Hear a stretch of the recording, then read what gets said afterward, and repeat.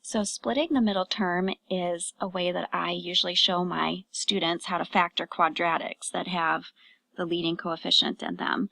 And I found that, like especially the middle step where you do grouping, has helped them see a connection with factoring harder problems in pre-calculus and then also simplifying some derivatives when they get to calculus.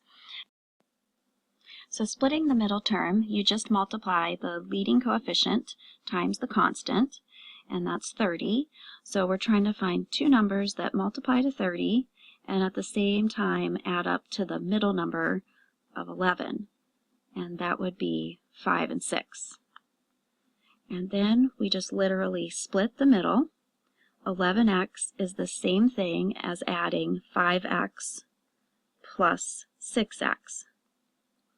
And then we have to include 3x squared plus the 10 so that we haven't really changed the problem at all. And so now that it has 4 terms in it, we factor by grouping. And so we group the first 2 terms together and the second 2 terms together. And out of each of those, we take the greatest common factor. So in the first parenthesis, I can only take out an x. So that leaves me with 3x plus 5.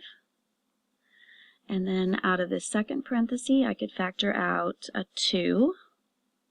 So plus 2. And if you were factoring out a negative number, it would be minus 2 right there. But we're not doing any negatives in this problem. So we take out a 2, and that leaves us with 3x plus 5 in that parenthesis as well. And this is what will always happen with splitting the middle term. We'll get the same thing in both of those parentheses. So this is the step that has connections later on. The 2 terms we have now are this one and this one.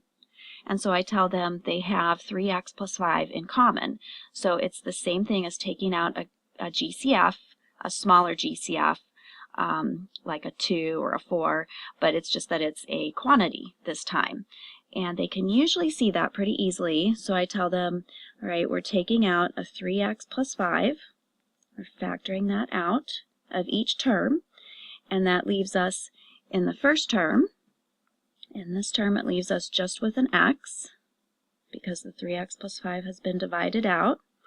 And in the second term, this entire term, it leaves them with just a 2. Because again, the 3x plus 5 has been taken out. And this is the final answer for factoring that quadratic. So then, in a pre-calc problem, this is a typical problem over here that they have that they're asked to factor. They can kind of see a little more easily then that they have this term and they have this term. And one thing that those 2 terms have in common is x to the negative 1/2. That's not really the connection. But the other thing that they have in common is that quantity, x squared plus y. And so they can more easily see that it's okay to take out a whole entire quantity, x squared plus y, and only to the smaller exponent, so to the negative 1/2. And then you actually factor it out of each term. So that's going to leave us with x squared plus y. And that'll be to the second power altogether. And then in this other term, when they factor all that out, they'll have an x left, and that's it.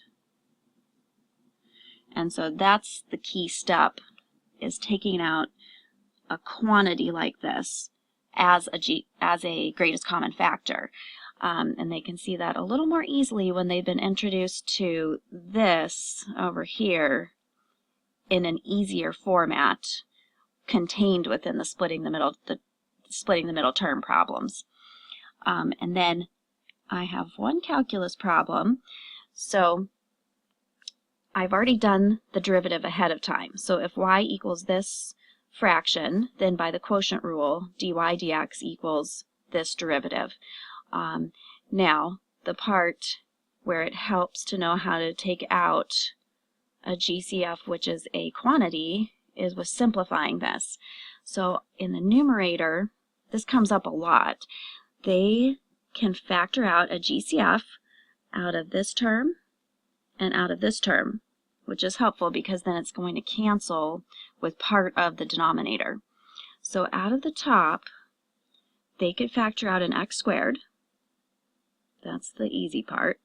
But then they can see that x squared plus 6 is a quantity that both terms have in common, and they could take out the smaller of the two exponents. So they can factor out a negative to the negative 1/2. And then I'm going to use brackets because these start to get a little messy. But when we factor that out of both terms in the numerator, we're left with a 3, and then just x squared plus 6, because it would be to the first power. And then in the second term, we're left with minus x squared, and there is no longer an x squared plus 6 because that completely canceled. And then the denominator is just x squared plus 6. So just being able to see that they can factor out this quantity as a GCF is the helpful part. And then from there, they can simplify their final answer, because that and the x squared plus 6 on the bottom will become, in the end, it's x squared, and then I'm going to distribute that 3 in the brackets, so we get that. And then what happens is the bottom becomes altogether x squared plus 6 to the 3/2 power when they subtract exponents.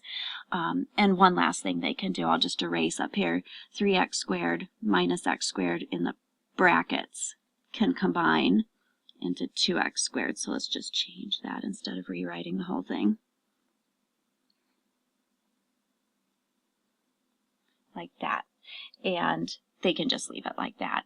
And it's important for them to know how to simplify their calculus problems, because in the spring on the AP exam, there is the whole multiple choice section. And if they leave their answer like this, it's going to be hard for them to match which is the correct one from the multiple choice options, because they're for sure, the test is for sure not going to have this circled version as one of the options. And that's it.